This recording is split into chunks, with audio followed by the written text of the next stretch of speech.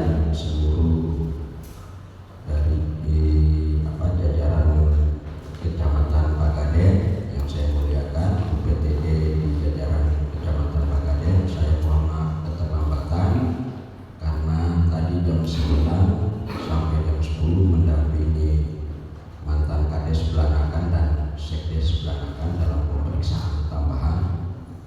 Nilai dugaan korupsinya 1,2 M. Jadi nilai dugaan korupsi ini yang terbesar kalau pada Pani mantan Kades Patimban 900 sekian, ini 1,2. Jadi rekor tertinggi sementara ini. Jadi karena ini adalah bagian dari pro justisia, maka saya diwajibkan hadir walaupun tidak mengikuti secara keseluruhan. Jadi saya mohon maaf, bukan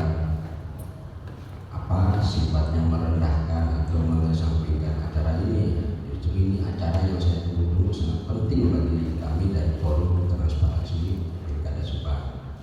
Namun karena ada kegiatan pro justisia, maka harus didampingi.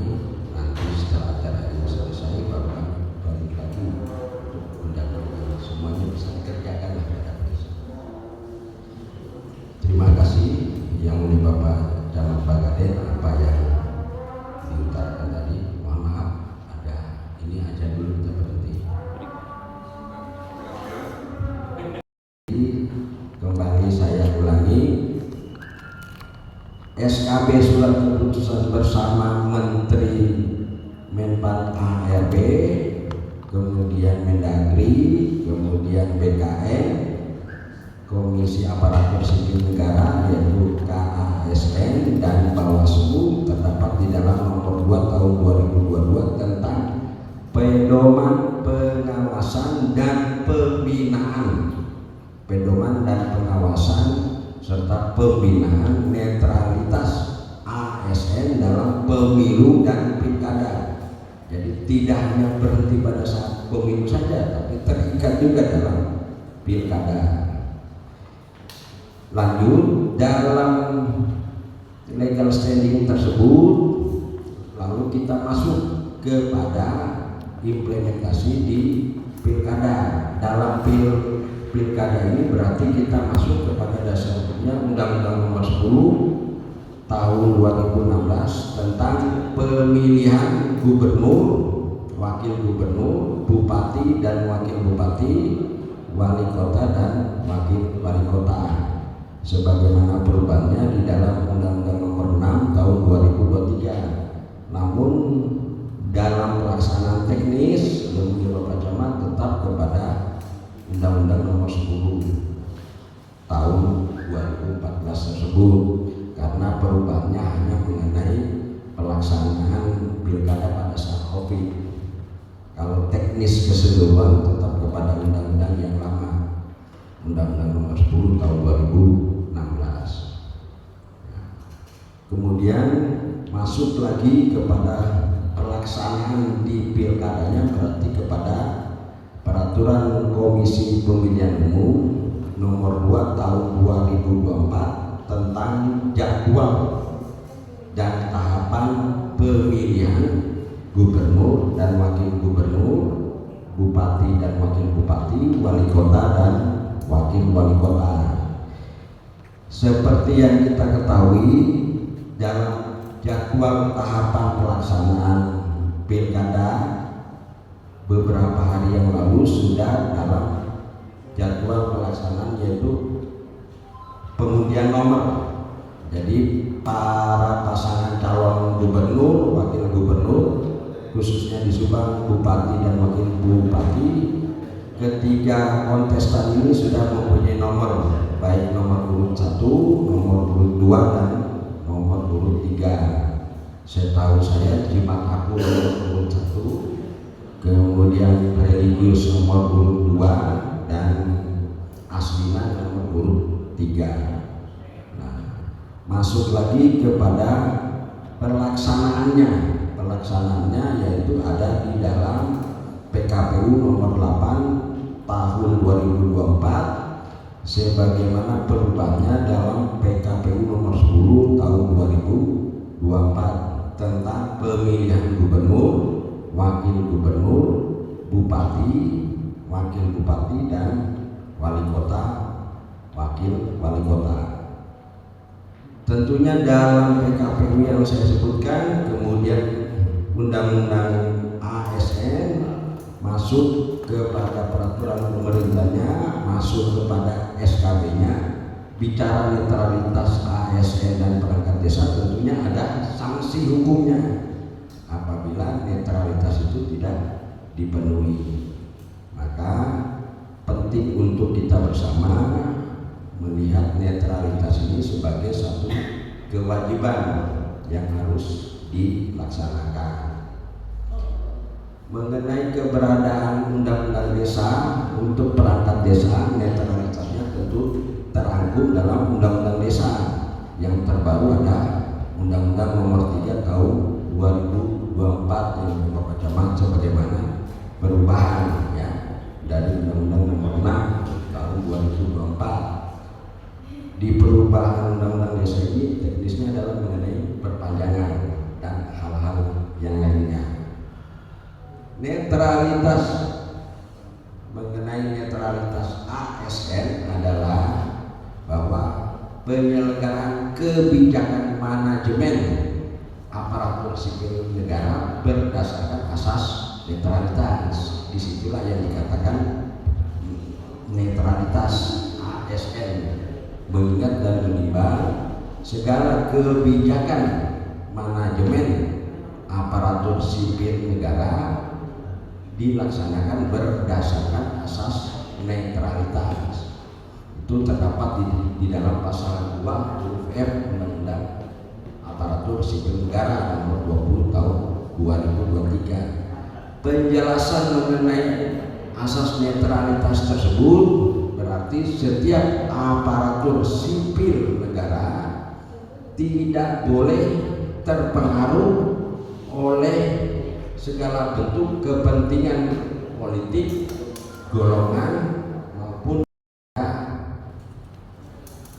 kepentingan calon pasangan di Pilkada Jawa Barat, Pilkada Gubernur dan Wakil Gubernur Jawa Barat, Pilkada Subang, mengenai pemilihan bupati dan calon bupati.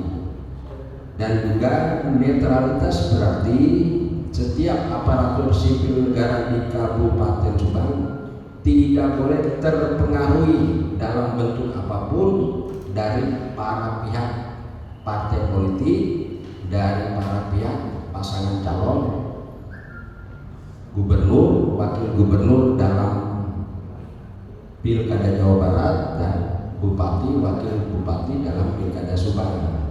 Semua kepentingan netralitas ASN berarti berbicara hanya untuk kepentingan mengabdi kepada bangsa dan negara. Sehingga sangat jelas konteks netralitas di sini tidak boleh ada kepentingan dari pihak partai politik maupun pasangan calon, dan juga tidak boleh terpengaruh dalam bentuk apapun daripada partai politik pengusung dan pasangan calon.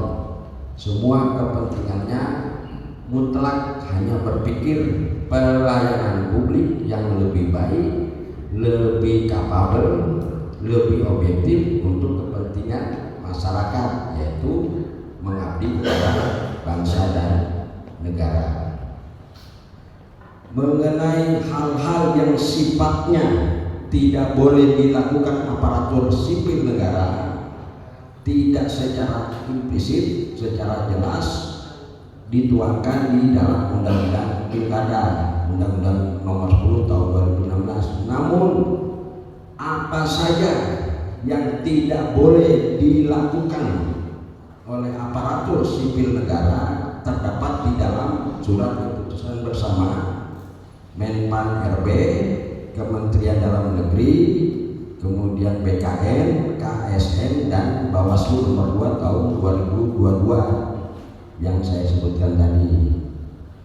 Pada prinsipnya, hal-hal yang tidak boleh dilakukan oleh aparatur sipil negara, bicara aparatur sipil negara di sini adalah baik yang mempunyai jabatan struktural maupun yang fungsional plus PPK.